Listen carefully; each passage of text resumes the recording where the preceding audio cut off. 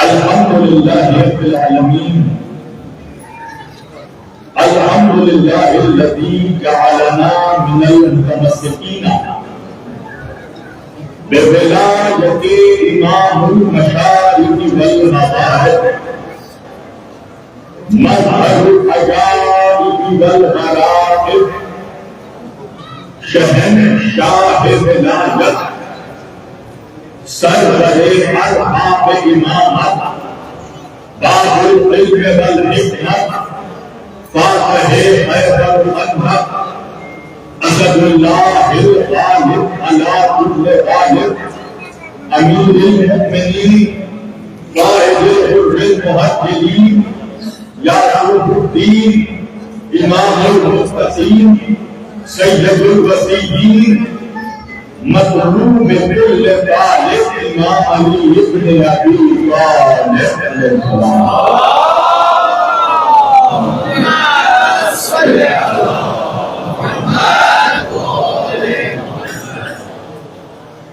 والصلاة والسلام والتحية والإكرام على سيد الأنبياء والمرسلين خاتم النبيين طه وياسين شفيع المذنبين إمام الحرمين والقبلتين وسيلتنا في الدارين صاحب القبا والقوسين جبل الحسن والحسين محبوب رب المشرقين ورب المغربين مولانا ومولى الثقلين سيدنا ونبينا وشفيعنا وطبيبنا وحبيبنا وكريمنا وإمامنا وملجانا ومغيثنا وأفضلنا وأوسطنا وآخرنا وكلنا رسول جناب القاسم المصطفى محمد اللهم صل على محمد وإلى الذين الطاهرين المسلمين المظلومين المنتصبين المنتجبين الغر البيامين ولعنة الله على أعدائهم أجمعين من يومنا هذا إلى قيام يوم الدين. أما بعد قال الله تعالى في القرآن الحميد والمحكم في كتابه المجيد وقوله الحق بسم الله الرحمن الرحيم إن الدين عند الله الإسلام. صدق الله مولانا العلي العظيم وبلغنا رسوله النبي الأمين الكريم ونحن على ذلك من الشاهدين والشاكرين والحمد لله رب العالمين. اقبال ذکر ضرور پڑھے سب میں کر محمد وآل محمد صلی اللہ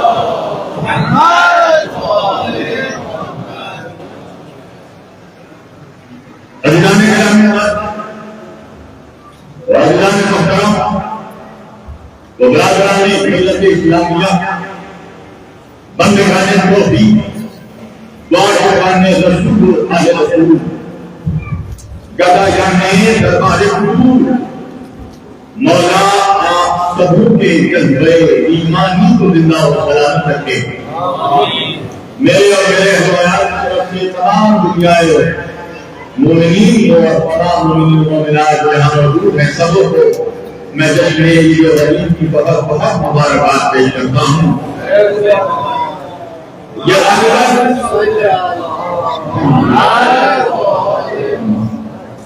یہ غالباً یہ میری تیسری یا چوتھی حاضری ہے اس عالیشان عید غریب کانفرنس میں.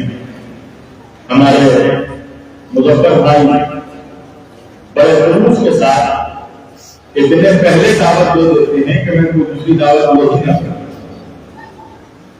اور چونکہ بحمدللہ بفضل اللہ میں آپ لوگوں کے درمیان کئی بار میری حاضری ہو چکی ہے، لہذا نہ میں آپ کے لیے نیا ہوں اور نہ آپ میرے لیے نئی ہیں. اس لیے آپ میرا مزاج جانتے ہیں کہ میری تقریر کیسی ہوتی ہے. بس یوں لگنا چاہیے کہ میں کسی مثال ثواب کی مجلس میں نہیں جشن غنیمت میں آیا اور آپ لوگوں سے گزارش یہ ہے کہ مجھے یہ لگنا چاہیے کہ میں مردوں کے بیچ نہیں مردوں کے بیچ پڑھ رہا ہوں. بس بولتے رہیے تاکہ مجھے پتا لگے کہ میں زندہ لوگوں کے درمیان میرا بتا رہے. ہاں اس لیے کہ سناٹا جو ہے وہ پاکستانوں میں اچھا لگتا ہے, میدانوں میں نہیں. میدانوں میں آواز ہونی چاہیے, آواز بآواز بلند ہونی چاہیے. توجہ, میں نے آج کے اس مقدس اور معزز اجتماع کے لیے قرآن کریم کی اس آیت واقعی ہدایت کی تلاوت کا شرف حاصل کیا اور سرنامہ کلام میں میں نے جسے موضوع گفتگو قرار دیا. پروردگار عالم, دیکھیے میرے جو نوجوان بھی موبائل دیکھ رہے ہیں ان سے گزارش ہے میری طرف دیکھیے, آپ جس کو بھی موبائل میں دیکھ رہے ہیں اس سے زیادہ خوبصورت میں ہے. ڈسپلن میں ہونا تو مزہ آئے گا, کنیکشن دونوں طرف سے ہو. توجہ, اللہ قرآن میں ارشاد فرما رہا ہے بسم اللہ الرحمن الرحیم ان الدین عند اللہ الاسلام. اللہ کہہ رہا ہے کہ اللہ کے نزدیک اگر کوئی دین ہے تو وہ دین اسلام ہے. دنیا کے تمام ادیان پر, تمام دھرموں پر, تمام مذاہب پر, تمام ریلیجن پر اللہ نے جس دین کو منتخب کیا ہے, جس دین کا انتخاب کیا, جس دین کو چن لیا, وہ دین اسلام ہے. توجہ, اب آپ مجھ سے پوچھیں گے کہ مولانا دین کا غدیر سے کیا کنیکشن ہے؟ توجہ, تو دین کا غدیر سے کتنا گہرا کنیکشن ہے ویسا رشتہ کسی کا نہیں ہے. ابھی میں نے باہر انٹرویو میں بھی کہا کہ جس دن روزہ مکمل ہوا اس دین کو عید الفطر کہتے ہیں, اور جس دن اسلام مکمل ہوا اس دین کو غدیر وہ کہتے ہیں.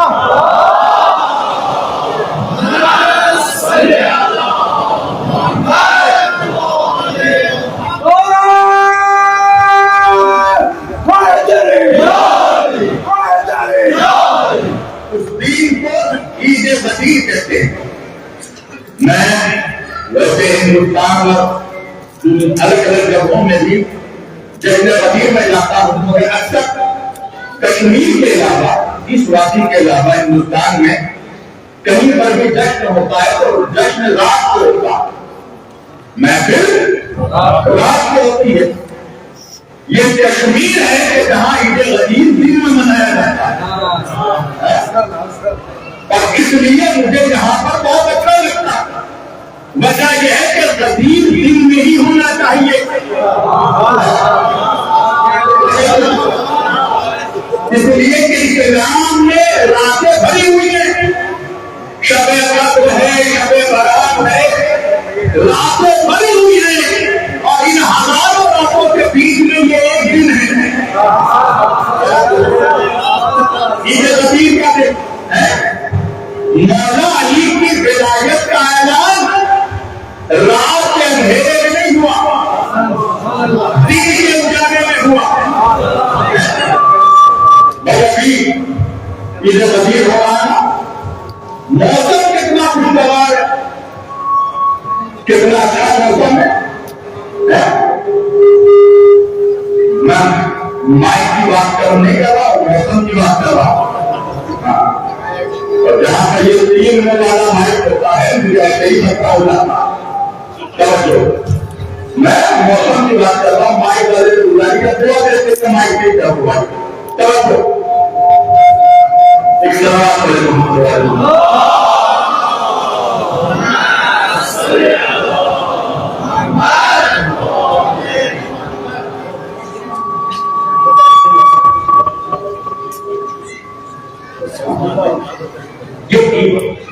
عید غدیر ہے, کس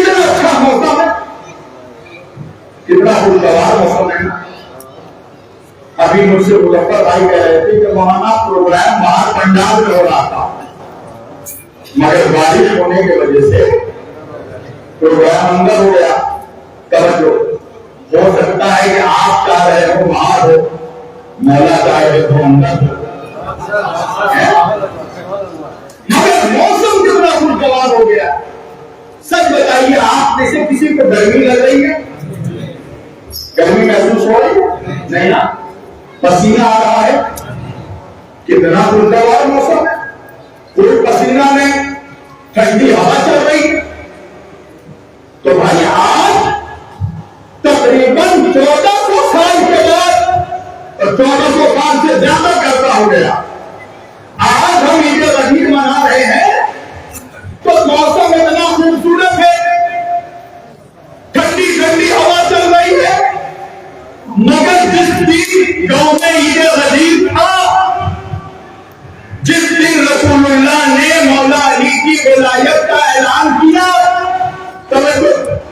سن 10 ہجری 18 ذی الحج, تو جب اللہ کے رسول مولا علی کو اپنے ہاتھوں میں اٹھائے ہوئے تھے اور علی کی ولایت کا اعلان کر رہے تھے, منظور تم مولا ہو, فہذا علی مولا.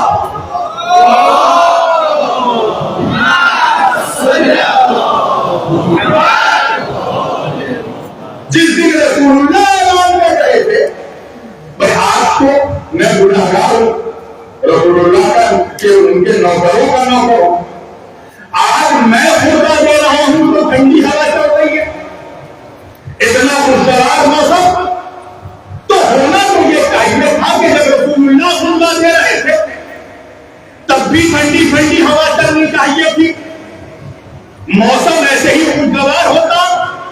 مگر غدیر میں ایسا نہیں تھا.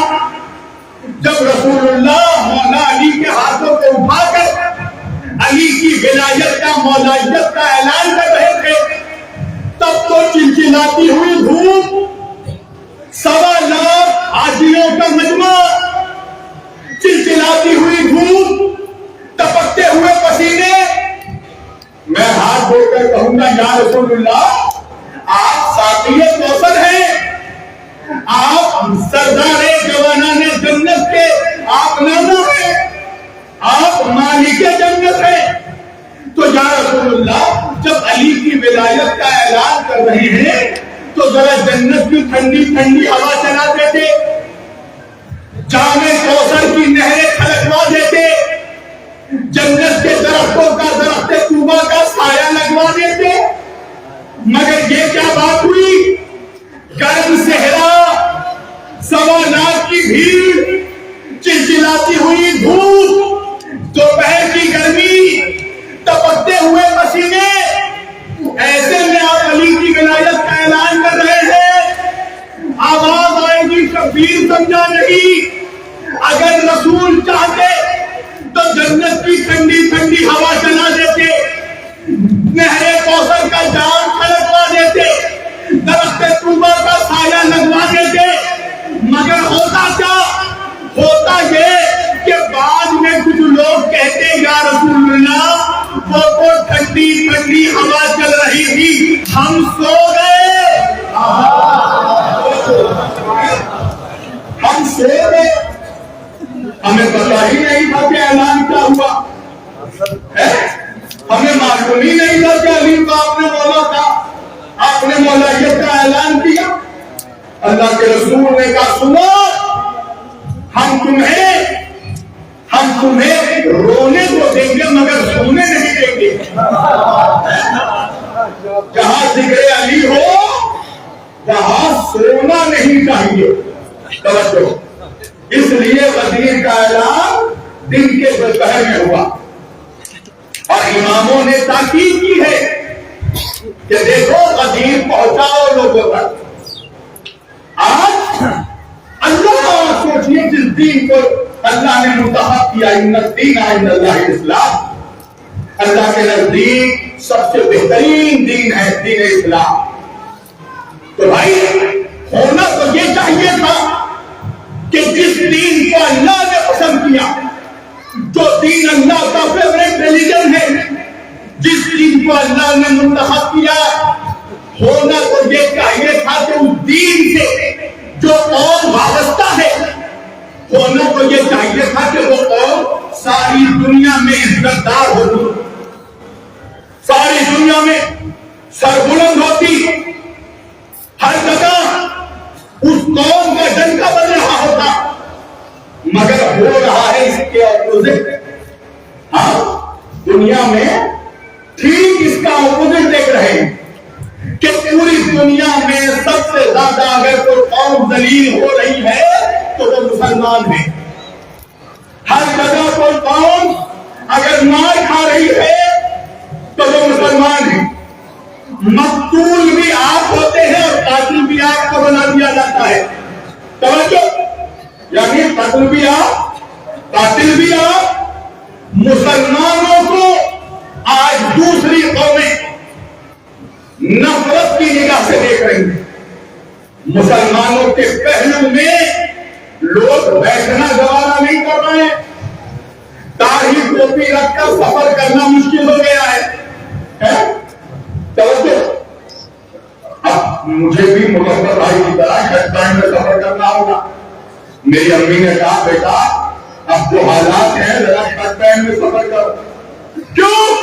اس لیے کہ مسلمانوں کو دیکھ کر دلوں میں لوگوں کے نفرت جاگ رہی ہے، اسلام و فوبیا پھیل گیا ہے۔ داڑھی ٹوپی والوں کو دیکھ کر ٹیررسٹ آتنکوادی کہا جا رہا ہے۔ وجہ کیا ہے؟ ریزن کیا ہے؟ جو دین اللہ نے پسند کیا اس دین سے وابستہ جو قوم ہے، بجائے اس کے کہ وہ قوم عزت دار ہوتی پوری دنیا میں، آج وہ قوم ذلیل و خوار ہو رہی ہے۔ ایک انگریز رائٹر کہتا ہے، گپن کہتا ہے، اسلام is the best religion in the world but Muslims are the worst nation in the world۔ وہ کہتا ہے اسلام دنیا کا سب سے بہترین دین ہے، مگر مسلمان دنیا کی سب سے بدترین قوم ہے۔ اس کی ایک وجہ تو یہ ہے کہ پوری دنیا میں آج مسلمان ذلیل ہو رہا ہے، اس کی ایک بڑی وجہ تو یہ ہے کہ مسلمان غدیر بھول گیا۔ پہلی وجہ یہ ہے کہ مسلمان غدیر بھول گیا، اور دوسری وجہ یہ ہے کہ مسلمان کربلا بھول گیا۔ جلتا ہے منافق، ارے جلتا ہے منافق اور دھواں تک نہیں اٹھتا۔ میں آگ لگاتا ہوں ذرا اور طرح کی، پڑ گیا لوگ تو سب کی وقال بھول گئے، پوچھا جو حال کچھ ایسا تو چال بھول گئے۔ لہت میں نے مولا علی کا نام جو لیا، قسم خدا کی فرشتے سوال بھول گئے۔ کوئی نعرہ کوئی تری ایک نعرہ آسمانی نعرہ، نعرہ حیدری حیدری حیدری حب علی رحمت اللہ، حب علی رحمت اللہ، حب علی رحمت اللہ، حب علی رحمت اللہ، حب علی رحمت اللہ، حب علی رحمت اللہ، حب علی رحمت اللہ، حب علی رحمت اللہ، حب علی رحمت اللہ، حب علی رحمت اللہ۔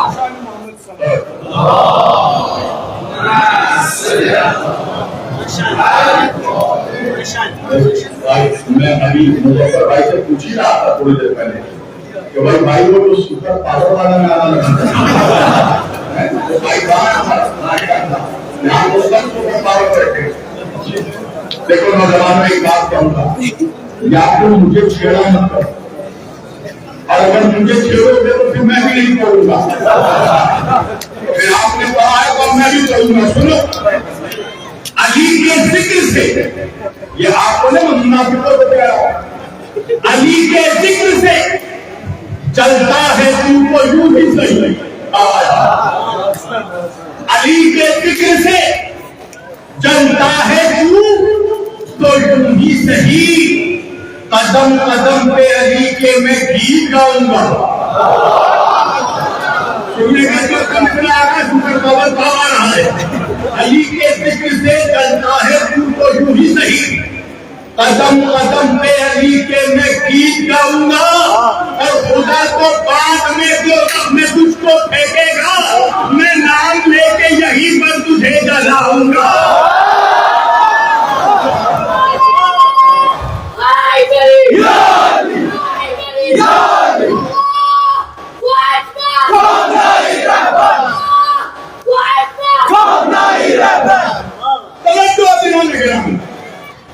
تو جو دین سب سے بلند، جو دین سب سے بڑا، جس دین کو اللہ نے پسند کیا، ہونا تو یہ چاہیے تھا جو دین کے وابستہ جو قوم ہے، جو امت ہے، امت مسلمہ، اسے عزت دار ہونا چاہیے تھا، مگر وہ امت پوری دنیا میں ذلیل و خوار نظر آ رہی ہے۔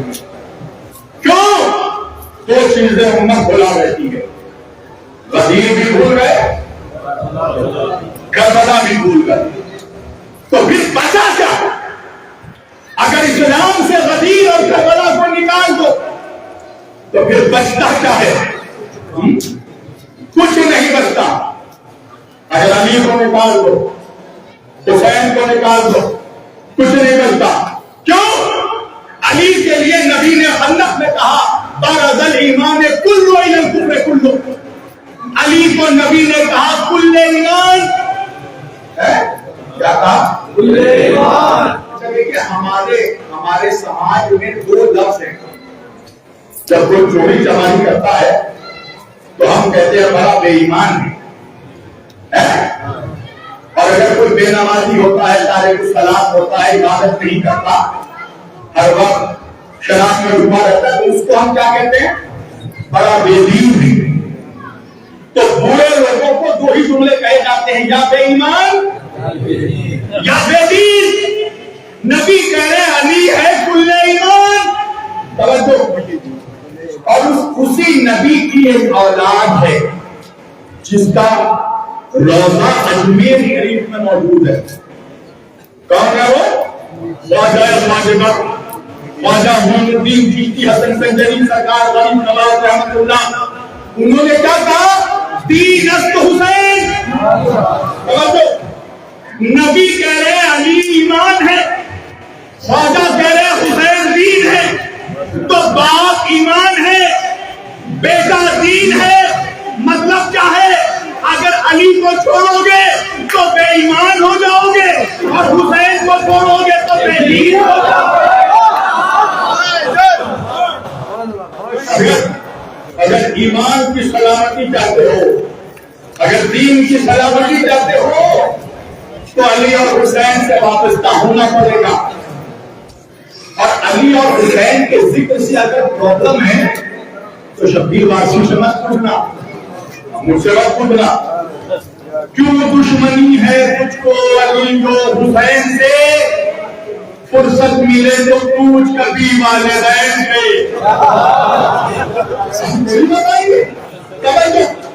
یہ تو شجروں کی مجبوری ہے۔ علی علی وہی کرے گا جس کی ماں نیک ہوگی، باپ ایک ہوگا۔ یہ حدیث رسول ہے۔ علی کی محبت کے لیے ماں کا شریک ہونا ضروری ہے، اور خون کا شجرے کا طیب پاکیزہ ہونا ضروری ہے، تب جا کر دلوں میں علی کی ولایت آتی ہے۔ امام جعفر صادق علیہ السلام فرماتے ہیں کہ جب تم لوگ ہمارے محمد کا ذکر سنو اور میرے جد علی کی ولایت کی ٹھنڈک اپنے دلوں میں محسوس کرو تو ہاتھ اٹھا کر اپنی ماں کے حق میں دعا کرنا کہ تمہاری ماں نے امانت میں خیانت نہیں کی ہے، تب اللہ نے تمہارے دلوں میں علی کی ولایت ڈالی ہے۔ اس لیے زبان کے ساتھ دل بولو، ہر ایک میزان میں تولو، اے ہماری درسگاہ، حق کا سیدھا راستہ، عبادتوں کا راستہ، ان الدین عند اللہ الاسلام، اللہ کا پسندیدہ دین دین اسلام۔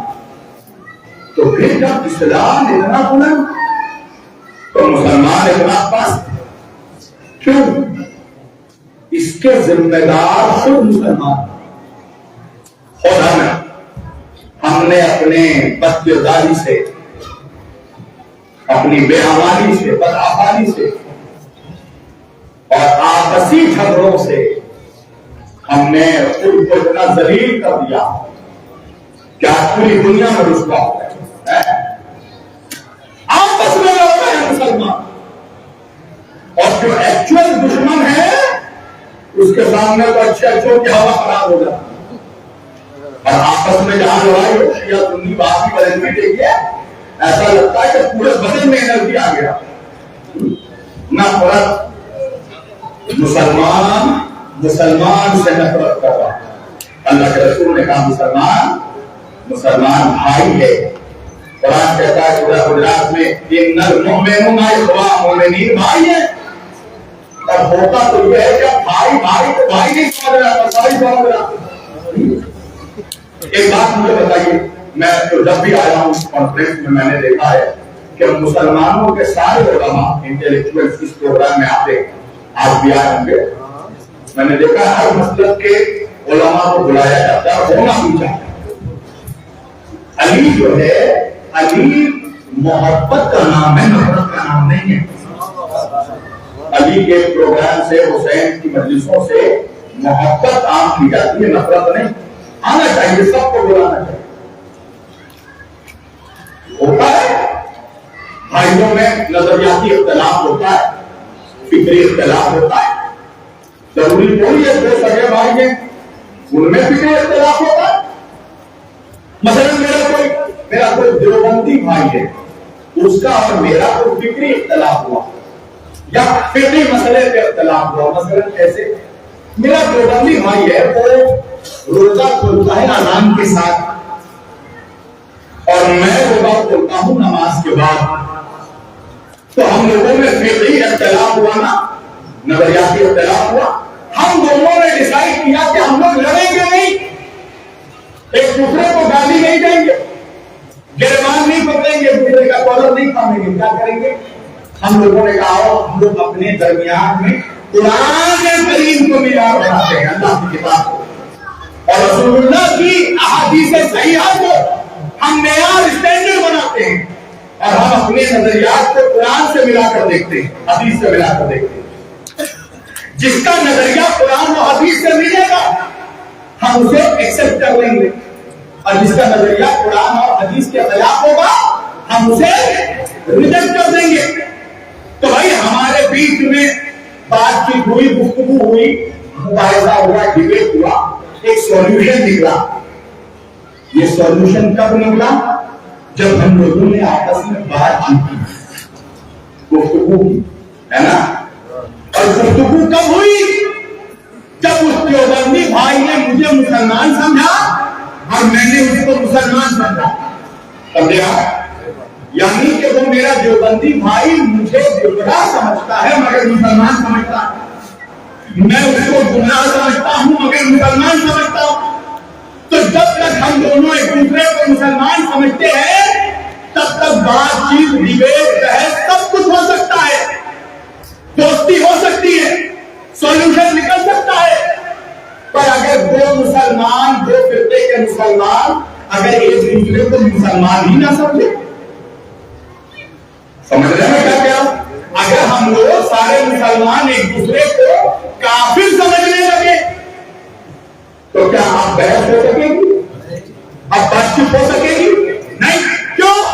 کیونکہ مسلمان کو مسلمان ہی نہیں سمجھ رہا، سب ایک دوسرے کو کافر کہہ رہے ہیں۔ آج جس موڑ پر آ کر مسلمان کھڑے ہو گئے، ہر فرقے والا دوسرے فرقے والے کی تکفیر کر رہا ہے، اسے کافر کہہ رہا ہے۔ سنی نے کہا وہاں بھی کافر، وہاں بھی کہہ رہا ہے بریلوی کافر، بریلوی نے کہا دیوبندی کافر، دیوبندی نے کہا حنفی کافر، حنفی نے کہا مالکی کافر۔ سارے مسلمان ایک دوسرے کو کافر کہہ رہے ہیں، ایک بیچارہ کافر ہی ہے جو ہمیں مسلمان کہہ رہا ہے۔ بات سمجھ میں آ رہی ہے میں جو کہہ رہا ہوں؟ سارے مسلمان ایک دوسرے کو کافر کہہ رہے ہیں۔ اتنی نفرت، اتنے جھگڑے، اتنی لڑائیوں کے باوجود آج ایک معجزہ ہو گیا، توجہ، چمتکار ہو گیا۔ یہ جس دور میں ہم اور آپ جی رہے ہیں میراکل ہو گیا. کیا میراکل ہوا؟ آپ کو معلوم ہے امام حسین علیہ السلام نے فرمایا، امام حسین علیہ السلام فرماتے ہیں کہ اگر کوئی شخص سو جائے تو اسے پانی کے چند بوندوں سے جگایا جا سکتا ہے، پر اگر کوئی اور سو جاتی ہے تو اس کو صرف شہیدوں کے لہو کے قطرے ہی لگا سکتے. آج کیا ہوا؟ توجہ، کیا ہوا؟ ایک سید، اور سید بھی ایسا ویسا سید نہیں، سید بزرگوار جو شجرے سے بھی سید تھا، جو حقیقت میں بھی سید تھا.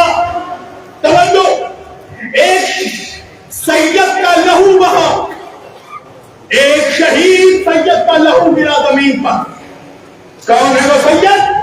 ہمارے رہبر، ہمارے لیڈر امام زین العابدین کے بیٹے حسین اصغر کی اولاد میں سے ہیں. آیت اللہ العظمیٰ الامام سید علی خامنئی، سیدت کو شہید کیا گیا. سیدت کے لہو کا قطرہ زمین پر گرا تو جب شہید کے لہو کا قطرہ زمین پر گرتا ہے تو وہ لاکھوں برکتیں لے کر آتا ہے.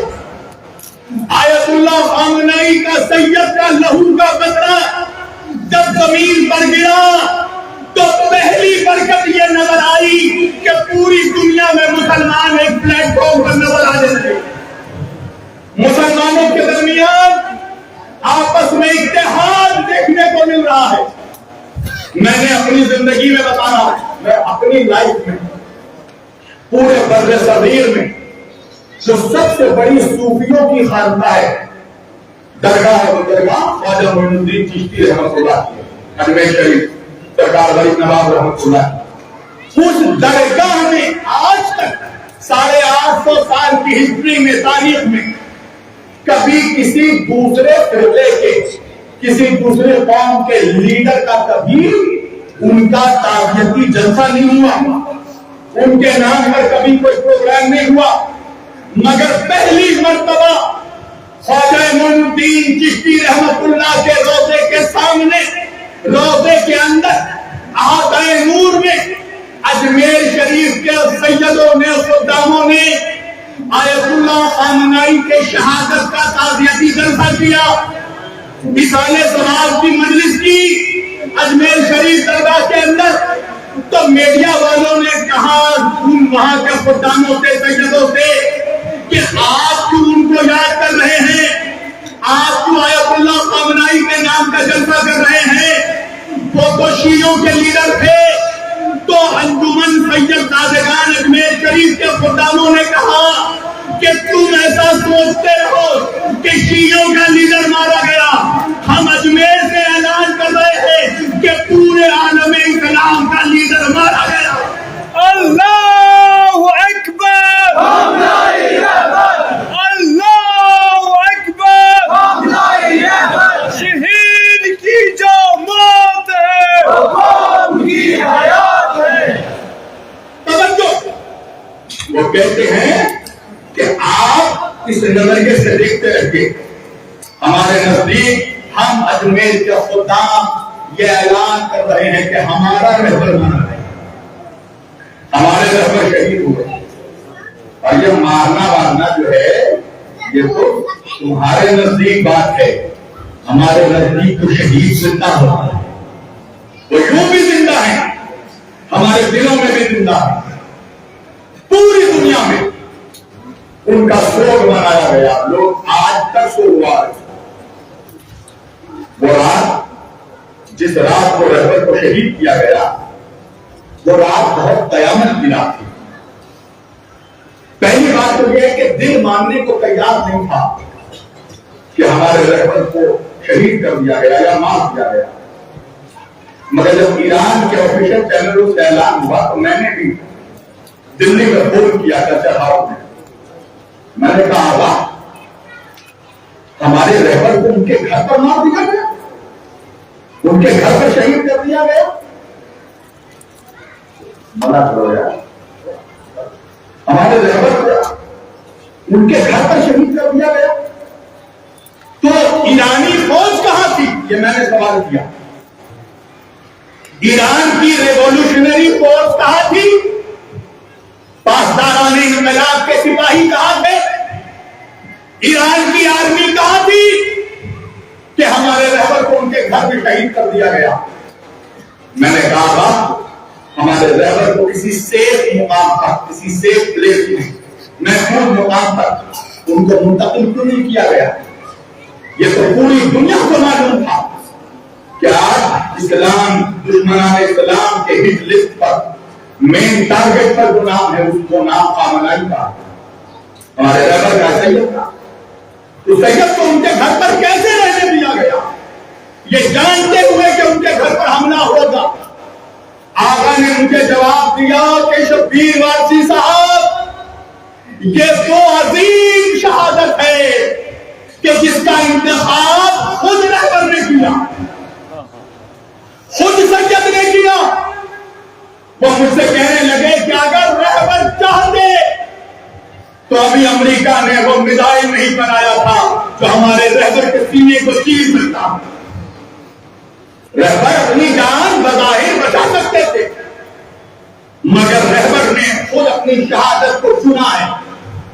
ان کو معلوم تھا کہ ان کے گھر پر حملہ ہوگا، ان کو شہید کیا جائے گا، اور شہادت سے پہلے وہ تمام روزوں کی زیارت کر رہے تھے. مسجد جمکران گئے، ان کو پتا چل چکا تھا کہ اب انہیں شہید کیا جائے گا. یہ جانتے ہوئے بھی رہبر اپنے گھر پر رہے، اپنے اہل و عیال کے ساتھ، اپنے گھر کے بچوں کے ساتھ، بچیوں کے ساتھ رہبر اپنے گھر میں موجود تھے، اور انہوں نے شہادت کو قبول کیا، قربانی کا انتخاب کیا. میں نے کہا کیا ایرانی فورس نے ان کو کہا نہیں تھا؟ ایران کے آرمی جتنے چیف ہیں، کمانڈرز ہیں، انہوں نے ان کو کہا نہیں تھا رہبر کسی سیف مقام پر ٹرانسفر لے لیجیے؟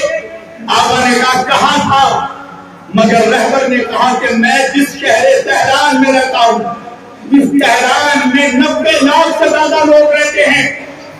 اگر آپ 90 لاکھ لوگوں کو سیف پلیس میں ٹرانسفر کر سکتے ہیں تو پھر میں بھی تیار ہوں، ورنہ میں اپنی عوام کو چھوڑ کر تنہا اپنی زندگی نہیں بچاؤں گا.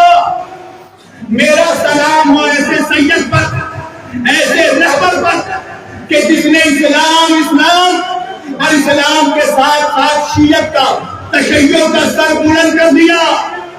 اس لیے کہ اس وقت پورے انٹرنیشنل میڈیا میں، عالمی میڈیا میں، اور ہمارے ملک کے گودی میڈیا میں بھی یہ بات کچھ لوگ چیخ کر کہہ رہے تھے کہ دیکھو شیعوں کا رہبر، ایران کے سپریم لیڈر کسی بنکر میں چھپ گئے ہیں، کسی غار میں چھپ گئے ہیں، اپنی جان بچانے کے لیے وہ ایران چھوڑ کر بھاگ گئے ہیں. ہمارے رہبر نے اپنے گھر میں شہادت پا کر شیعت کی آبرو کو بچا لیا. اور آیت اللہ خامنائی نے بتایا کہ دیکھو میرے رگوں میں اس علی ابن ابی طالب کا خون ہے جو میدان چھوڑ کر بھاگتا نہیں تھا. میں کیا بیان کروں گا تیری شان یا علی، میں کیا بیان کروں گا تیری شان یا علی، جب تیرا مدح خوان ہے یزدان یا علی. چہروں پر دیکھتا ہوں تیرا ذکر چھیڑ کر، ہے تیرا ذکر نسلوں کی پہچان یا علی.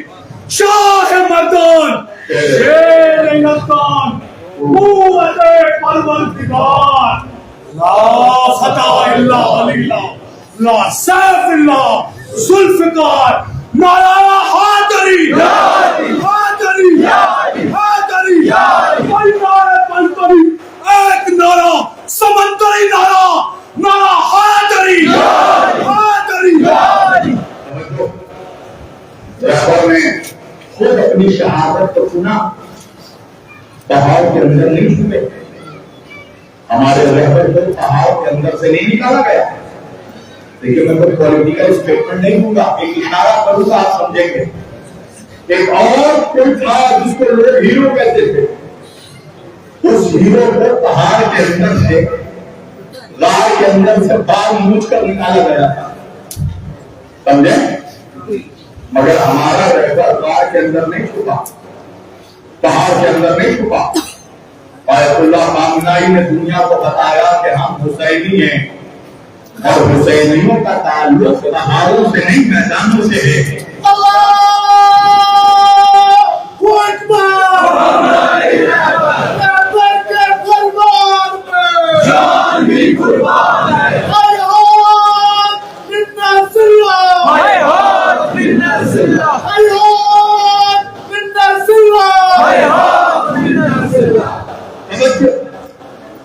رہبر نے شہادت کو منتخب کیا۔ اچھا، اس سے پہلے 12 روز کی جنگ ایران پر مسلط کی گئی۔ کتنے روز کی جنگ؟ 12۔ اچھا، عجیب بات ہے نا، آپ جنگوں کے دن بھی کم کیے۔ پہلی بار جنگ ہوئی 12 دن، دوسری بار ہوئی 40 دن، نہیں پہنچا۔ 40 دن کون سی جنگ ہوئی تھی؟ اور پہلی بار جب جنگ مسلط ہوئی ایران پر 12 دن کی جنگ، 12 دن کی جنگ ہوئی اور سیز فائر ہم نے نہیں کیا، دشمن کو کرنا پڑا۔ اچھا چلو، اچھا ہوا کہ 12 ہی دن جنگ ہوئی، دنیا کو پتا تو چلا کہ 12 کے ساتھ کون ہے۔ دنیا کو پتا چلا نا 12 کے ساتھ کون۔ اچھا جب جنگ ہوئی تو امریکہ کا پریزیڈنٹ، نام لو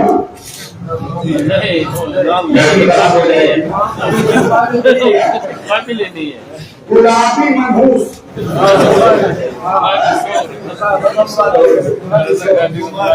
غلامی منحوس، اس نے اپنے ٹویٹر پر ٹویٹ کیا، ہمارے رہبر کو دھمکی دی۔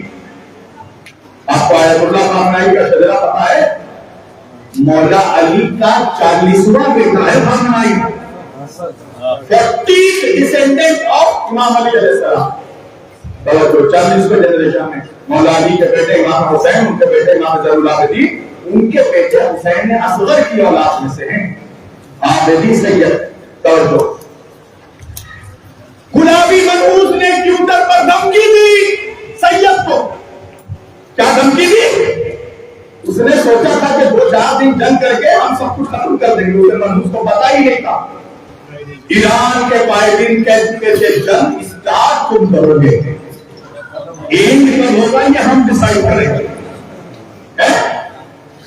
اس نے دھمکی دیا آیت اللہ خامنائی کو ٹویٹر پر، کیا انکنڈیشنل سرینڈر، کیا کہا؟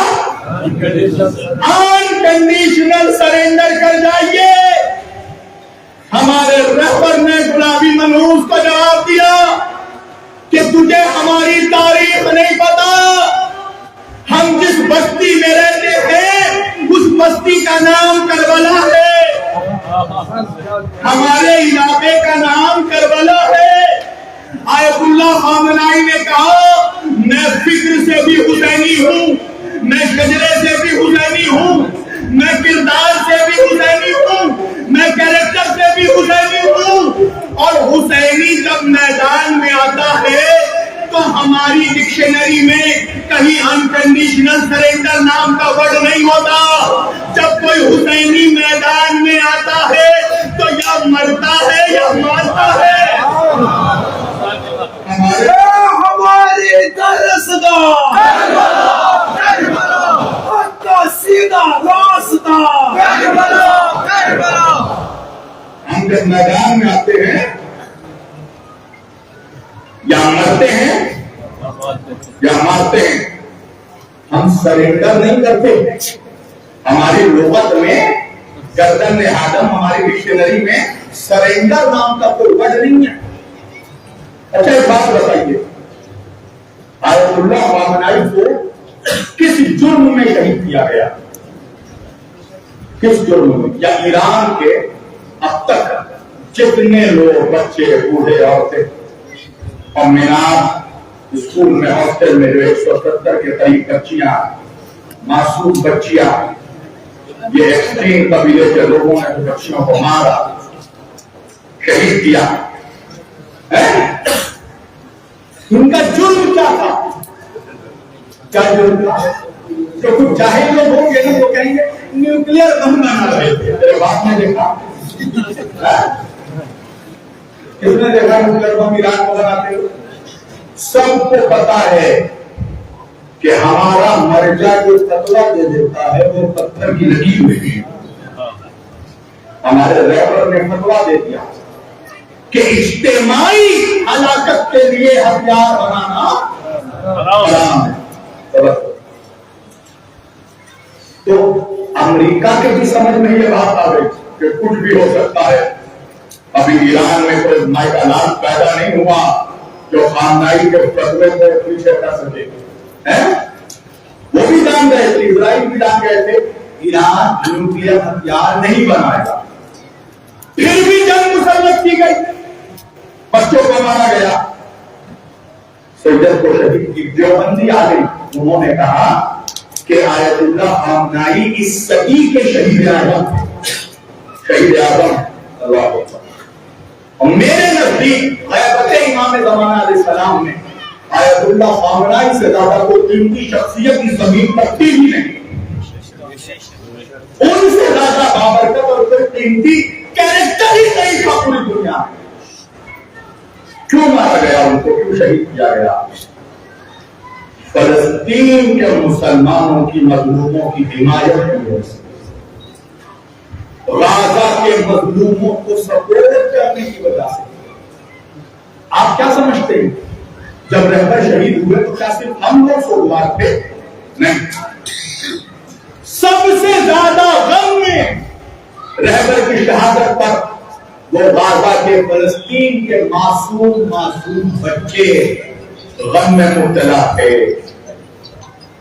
جو ہزاروں ظلم و ستم سہ کر بھی آخری سانسیں لے رہے تھے۔ آپ کیا سمجھیں غزہ؟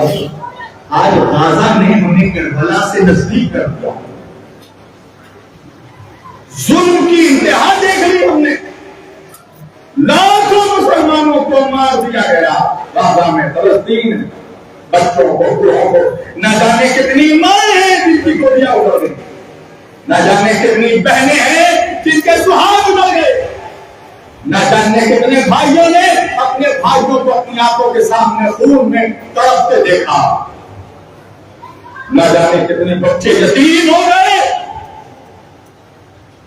اور ان میں سے جو بچ گئے، آج غزہ کا کنڈیشن یہ ہے کہ غزہ کے کسی بچے کے چھت سر پر کوئی چھت موجود نہیں ہے، جو بچ گئے گھر تو نہیں تھا ان کے پاس، جو بچ گئے ان کو موسموں نے مار ڈالا، بارش نے مار ڈالا، سردی نے مار ڈالا، اور جو موسموں سے بھی بچ گئے ان کو بھوک نے مار ڈالا۔ آپ سب سننا چاہتے ہیں میں چھوڑ دوں؟ بتائیے، اور میں چھوڑ دوں؟ آپ کو زندہ ہوگا سنیں۔ بھوک نے مار ڈالا، ایک بستی میں 25,000 مسلمان، چھوٹے چھوٹے بچے 3 دن سے 4 دن سے بھوکے ہیں، کچھ کھانے کو نہیں ہے۔ ایک ٹرک ریلیف کا ریلیز کیا گیا، ایک ٹرک ریلیف کا پہنچا، تو جتنے لوگ تھے، ماں باپ تھے جنہوں نے اپنے سامنے اپنے بچوں کو بھوک سے بلکتے دیکھا، وہ ماں باپ سب آئے ٹرک کے پاس کھانا لینے کے لیے، راشن مل جائے، چاول مل جائے، یا آٹا مل جائے، یا تھوڑا دودھ مل جائے، ہمارا بچہ 4 دن سے بھوکا ہے، اس کو کچھ کھلا دیں گے۔ اچھا، ایک ٹرک اور آبادی ہے بستی میں 25,000 کی، ہر کوئی چاہتا ہے کہ ہمیں راشن مل جائے، اپنے بچوں کے لیے لے جائے، تو لوٹ مار میں اسٹیمپیڈ میں کتنے مسلمان مر جاتے ہیں اس میں، اور اس لوٹ مار کے باوجود اگر کسی مظلوم، کسی غریب باپ کے ہاتھ میں، مسلمان کے ہاتھ میں ایک بوڑیا اگر چاول کا آ گیا یا آٹے کا آ گیا تو اللہ کا شکر ادا کرتا ہوا، مسکراتا ہوا وہ اپنے گھر آیا کہ 4 دن سے میرا بچہ بھوکا ہے، میں اسے کچھ کھلاؤں گا۔ مگر جب وہ چاول کا بوڑیا واپس کھیت میں آیا، پڑھانے کے بعد جب چاول کا بوریا اس نے کھولا ہے تو چاول کے بورے کے اندر سے بالو نکل رہا ہے، ریت نکلا، آٹے کے پیکٹ سے کنکر نکل رہا ہے۔ آپ سمجھ رہے ہیں؟ ان مظلوم بچے